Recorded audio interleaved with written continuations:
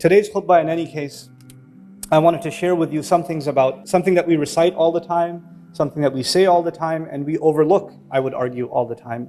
And that is the gift of Allah that He revealed to all of us, and that is Bismillah ar-Rahman ar-Rahim. There is so much that can be said about Bismillah ar-Rahman ar-Rahim, but I hope to share a few things with you today. The first of them is obviously the most common that you might be familiar with, is in the name of Allah. That's how it begins, in the name of Allah. We'll get to ar-Rahman ar-Rahim in a little bit.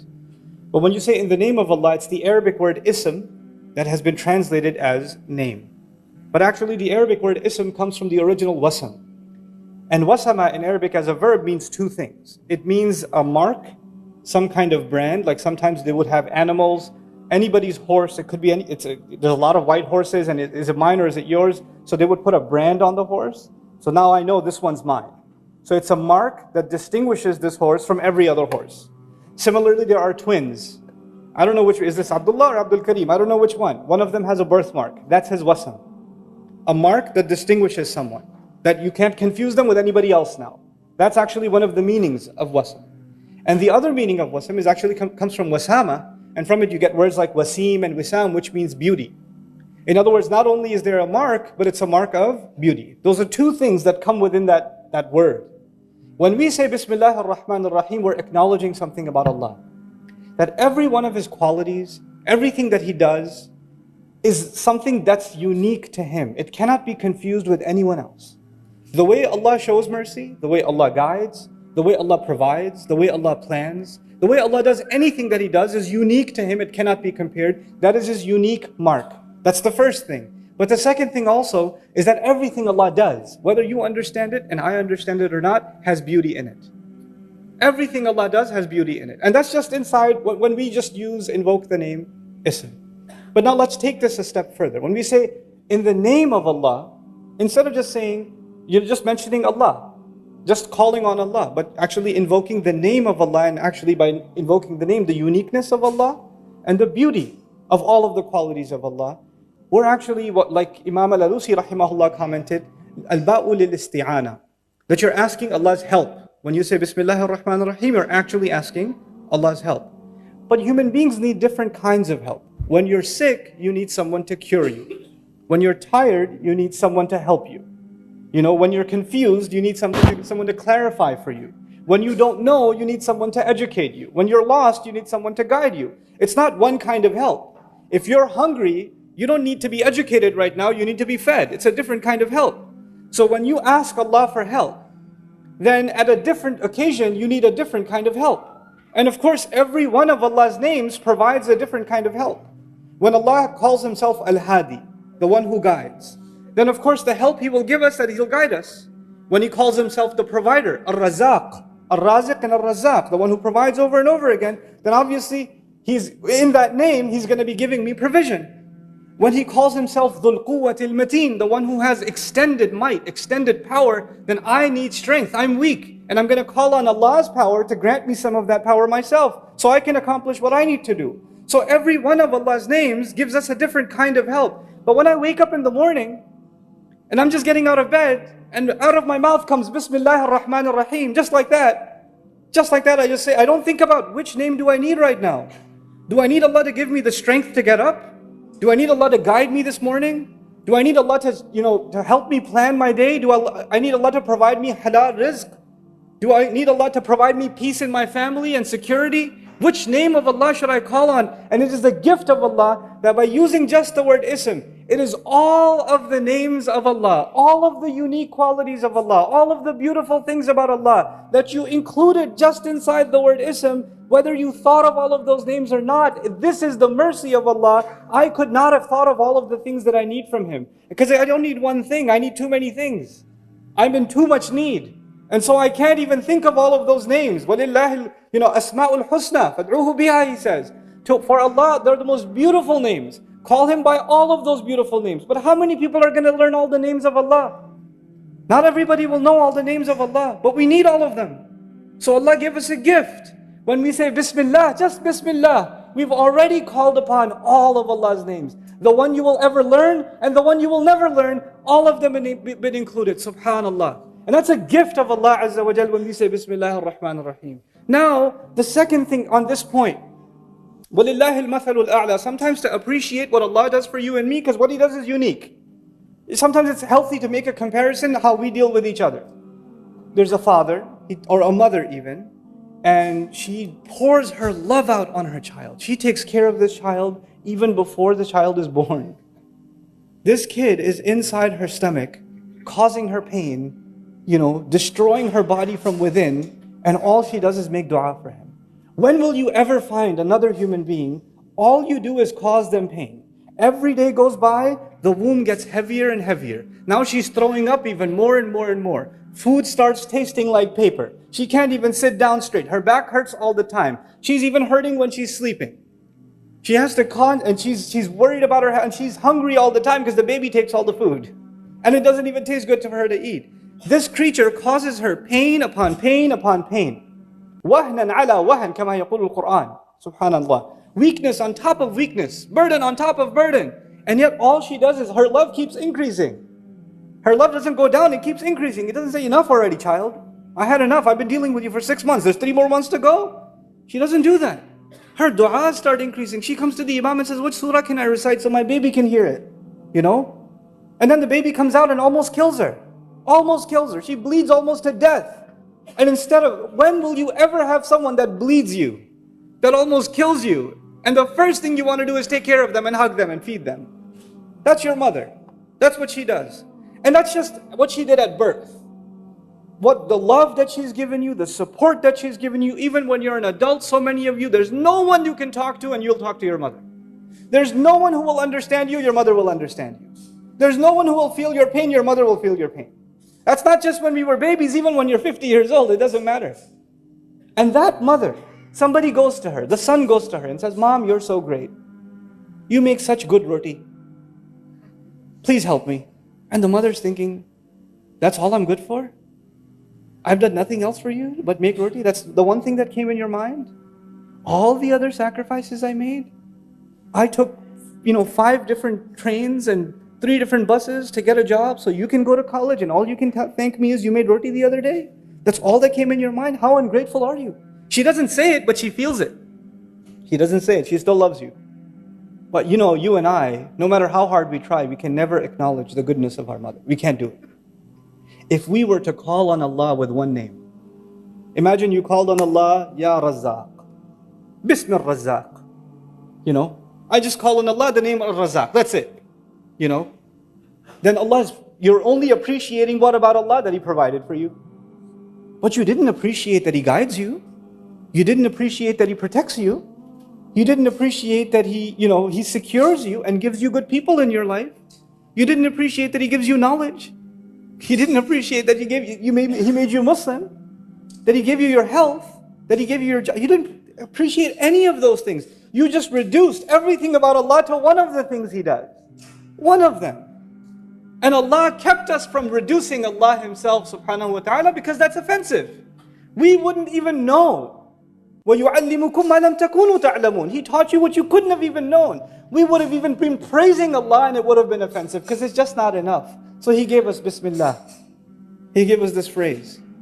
And now when you call on that phrase, the believer is supposed to become filled with gratitude.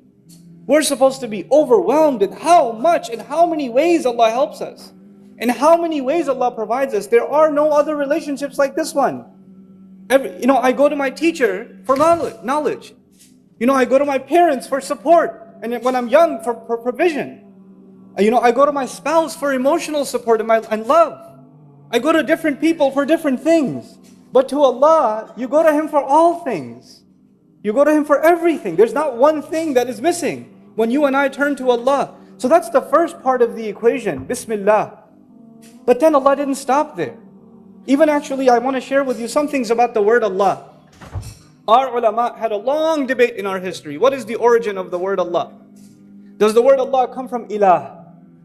And is it the combination of al-ilah? Al-ilah. Or is it a name of Allah that belonged to Allah from before Arabic and before all languages? It's always been the name of Allah. There's been these two positions all across our history, and both of them have their evidences. But I want to share some things with you. Even if you say that this word comes from the word ilah. Ilah is commonly translated someone to be worshipped. Al-ma'bud. Al-ma'bud. Al-ma'luh bima'na al-ma'bud. But you know the word aliha, the verb in Arabic, it actually comes from love. The origin of the word faza'a ilayhi wa ahabbahu ashad al-hub. It's actually intense kinds of love. The old Arabs before Islam, they used to have 10 degrees of love. The lowest of them was hub. The lowest of the degrees of love was hub, and they would have 10 degrees. And the 10th one will kill you. You love someone so much, you become so obsessed that you can't even eat, you can't even sleep, you just kills you.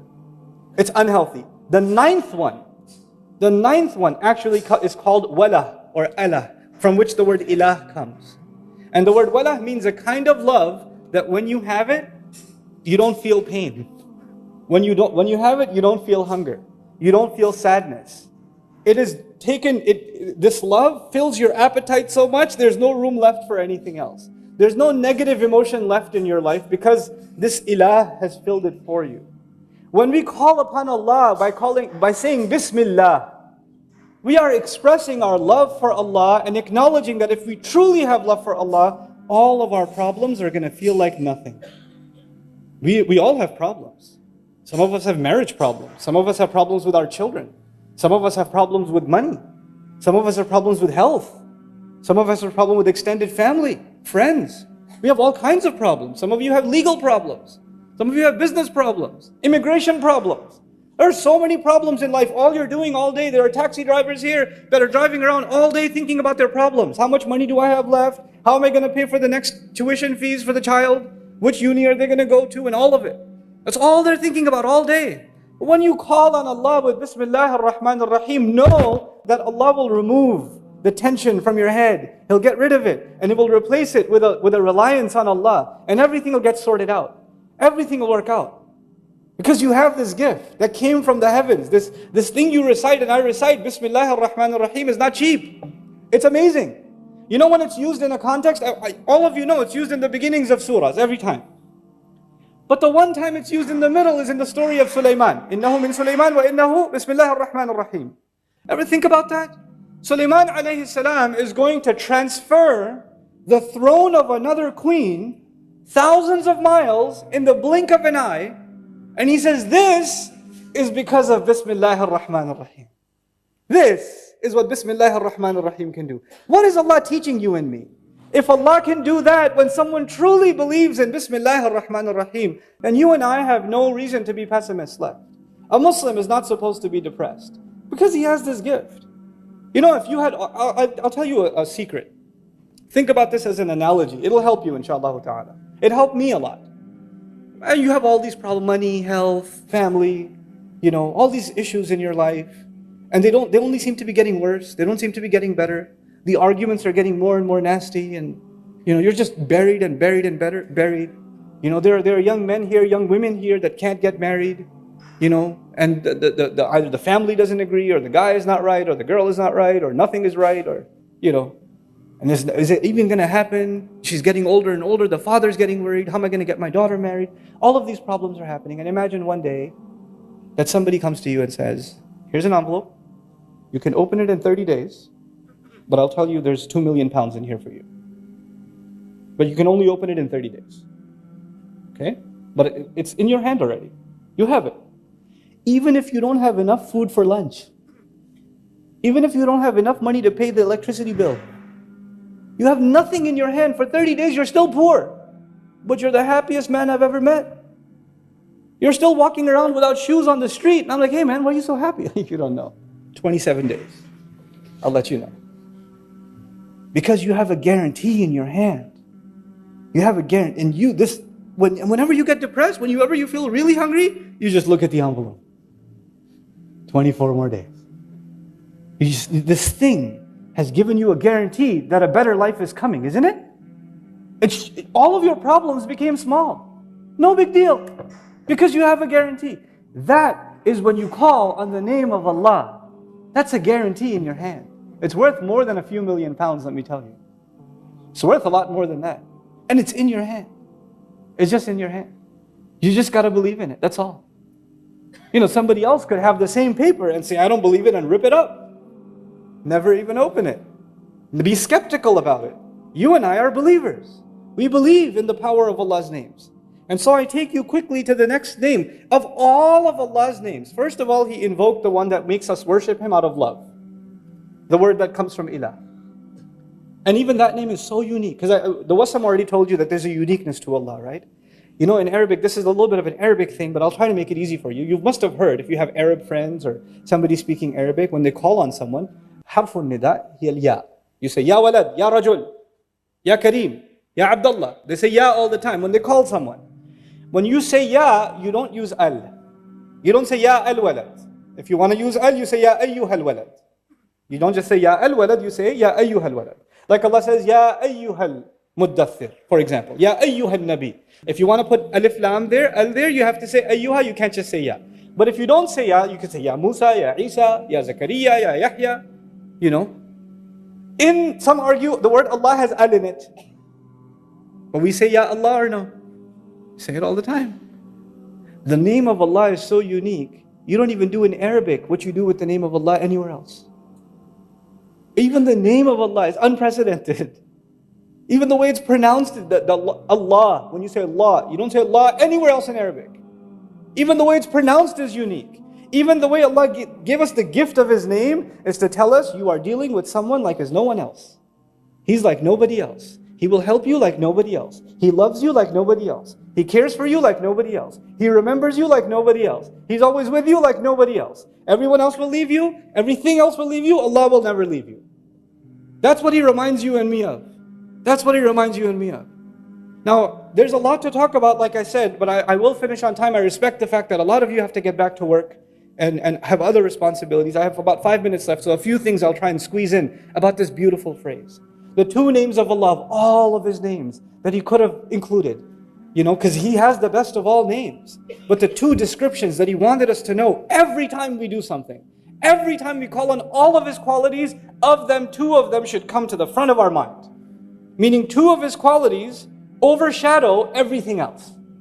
When you think of everything else about Allah, it is under these two. And those are Ar-Rahman Ar-Rahim. Ar-Rahman Ar-Rahim. What incredible two names. Ar-Rahman simply means three things. It means that Allah's love and mercy and care is extreme. Mubalagha means it's beyond what you can imagine. It also means, so it's extreme, that's the first thing. The second thing is that it's immediate. The second thing is that it's immediate, which means you don't have to wait for it. It's happening right now. And the third of the meanings of when you use fa'lan, that's the scary one, it's actually not permanent. It's extreme, it's immediate, but it's not necessarily permanent. When you say, for example, in Arabic, atshan. Atshan means thirsty. Thirst is not permanent. When you say jaw'an, jaw'an is extremely hungry. It's extreme, it's immediate, but it's not permanent. When you say ghadban, extremely angry, it's not permanent.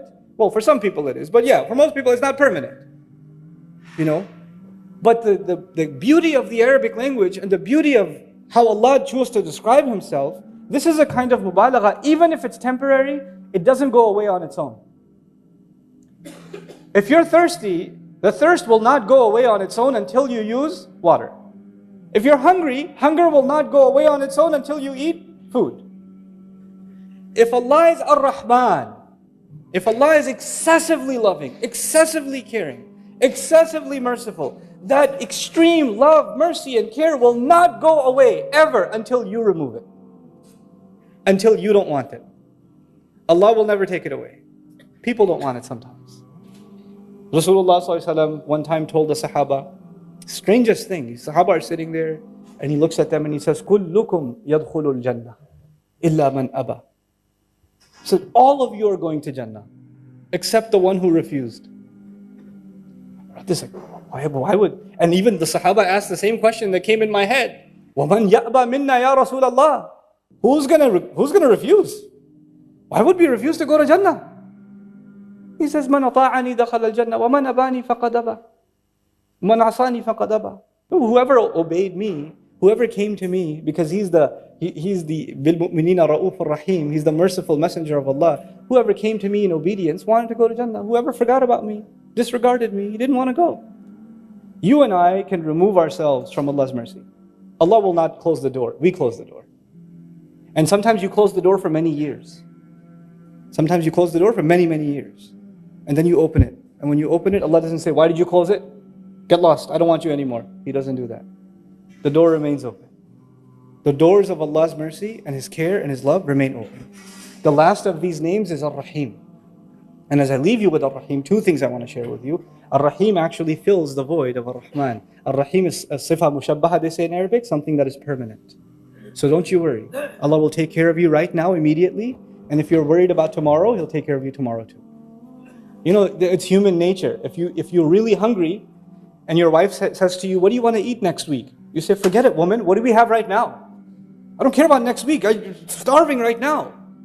Once you finish eating and your stomach is full, then you say, so what were you saying about next week? You don't think about the future if you have a problem in the present.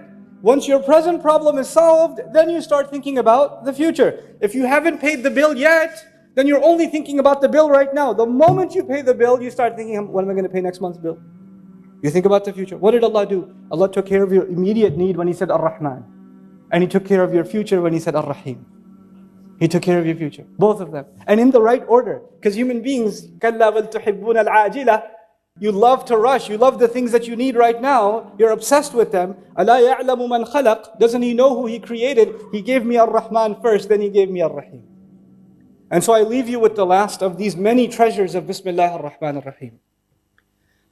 Bismillah ar-Rahman ar-Rahim is what they call in Arabic shibhu jumla. إنها ليست jumla. It's not a sentence. It's actually what's called in English grammar a fragment. Okay, it's a piece of a sentence. For example, if I say in the car is not a sentence. If I say there's a person in the car, now that's a sentence. In the car there are a lot of people. That's a sentence. But if you just say in the car, it's not a sentence. When you just say in Allah's name, that's not a sentence. That's an incomplete thought. There's no mubtada, there's no khabar, there's actually a muta'alliq, it's just a jar majroor, the Arabic students will know. There's no fi'l. Some grammarians, when the mufassirun studied this ayah, they said, wow, this is incomplete. How do you complete it? There must be a fill in the blank. So they say it must mean abda'u bismillah ar-Rahman ar-Rahim, or abtadi'u bismillah ar-Rahman ar-Rahim. I begin with the name of Allah. You might have seen some English translations that say I begin with the name of Allah, even though the words I begin are not there. They're just not there. So the question is, why aren't they there? And that's what I hope to share with you now. Allah Azza wa Jal in His wisdom, the one who allaman al-bayan, right? He taught us how to speak. He knows how to speak. When He wants to make a full sentence, He will make a full sentence. When He wants to give you half a sentence, He will give you half a sentence. We don't judge Allah's speech by our standards. Our speech is judged by Allah's standards. He's the one who taught us how to speak. Subhanahu wa ta'ala. He gave us an incomplete statement on purpose, because what you do next completes it. In the name of Allah, I eat. In the name of Allah, I get out of bed. In the name of Allah, I wash my face. In the name of Allah, I get in my car. Everything you do is actually completing Bismillah ar-Rahman ar-Rahim. It is as though this beautiful gift of Allah was waiting to complete everything you do. It's the other way too. Now you know what you understand? There's lazim and malzoom. If you do anything without Bismillah ar-Rahman ar-Rahim, it's incomplete. This was a part of it. This is a part of the equation. It had to be. In small things and big things. And so, now that my time is up, inshallah ta'ala, at some other time perhaps I'll come and share with you one of the beauties of Bismillah ar-Rahman ar-Rahim in the one surah where there's no Bismillah ar-Rahman ar-Rahim, Surah At-Tawbah. But that's for another time, bi'idhnillah ta'ala. Barakallahu li wa lakum fil Qur'an al-Hakim, wa nafa'ani wa iyyakum bil ayati wa dhikr.